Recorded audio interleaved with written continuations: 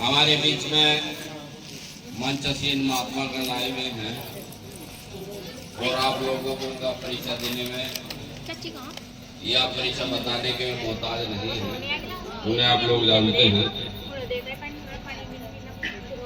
कहते हैं सत्संग की आधी घड़ी तब के बरस हजार, तो भी बराबर ना हो सुखदेव जी कहे विचार। आपने सही में सही तरीके से सही ढंग से अगर सत्संग आधे में से आधी घड़ी उसमें भी बुनियाद भर अगर अपने ले लिया तो हमारे करोड़ पाप कट जाते हैं। ऐसा संत सुखदेव जी महाराज ने कहा और वो सही भी है, लेकिन हम लोग लगते नहीं, किसी न किसी अहंकार वरुष हम लोग उस चीज से वंचित रह जाते हैं। हमारा अहंकार, हमारा गुमान, हमारा किसी भी प्रकार का मान गुमान खत्म होने कर देता है। लेकिन इस संसार के दुख बंधन हमारे स्वामी, हमारे महाराज, हमारे रहबर सदगुरु रविदास समनदास महाराज जी काट सकते हैं। ऐसा मैं नहीं बोल रहा, ऐसा भी जो उदाहरण दिया है प्रेमानंद जी महाराज वृंदावन, उन्होंने महाराज रविदास को महामहिम की उपाधि दी, अर्थात महामहिम किसे कहते हैं? राष्ट्रपति। तो जब राष्ट्रपति की उपाधि महाराज रविदास जी को दी है तो वे संतों के संत संत शिरोमणि हैं। जितनी भी गद्दी यहाँ इस दुनिया में लगी हुई है वो सब महाराज रविदास जी की, अर्थात आप लोगों की। आप उसके उपासक हैं, आप उसके प्रचारक हैं, आप उसका वंशज भी है। तो आप लोग कम मालूम है अपने आप को तोले। तो इस वाणी में बता है, देखो इस वर्ष हम लोगों को सौभाग्य मिला आपके बीच में सत्संग में उपस्थित हुए, पिछले साल नहीं मिला था। हमारे महात्मा मेघराज दास जी ने हमें एक बात कही थी, अभी ये भी कहते हैं कि अखिल भारतीय जहाँ चालू हुआ फिर देखते हैं क्या होगा। ये बात सही है, लेकिन स्टेप बाय स्टेप चलेंगे, क्योंकि हम कुछ दिन पहले, अगर आप जानते हो, हरिद्वार में हर की पौड़ी पे मंदिर था महाराज रविदास जी का, आप लोग उधर से बहुत वाकिफ हैं। उनके मंदिर के ऊपर में जूते चपले जाते थे, लोग लेके जाते थे और उसमें गुरुजी नहीं थी। उस गुरुजी को हटाने के, उस गुरुजी को बनवाने के लिए ब्रह्मानंद जी ने एक आह्वान किया था।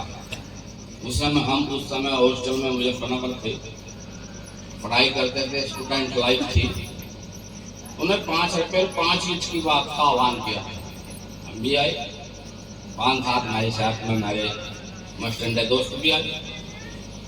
तो जब वहां लगे तो एक घेर से, एक बाउंड्री वाल से के अंदर टैकिंग मीटिंग हुई और जो विपक्ष लोग थे उन्होंने वहां गोलियां जो परेशानी शुरू करी।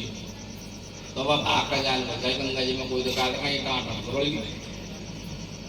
तो हमने संकल्प किया था कि अगर हमें मौका मिला तो इसका जीवन उद्धार हो, महाराज ने चाहा तो हम जरूर अपने हाथों से कराएंगे। और वैसा हुआ। जब कांग्रेस सरकार थी और आपके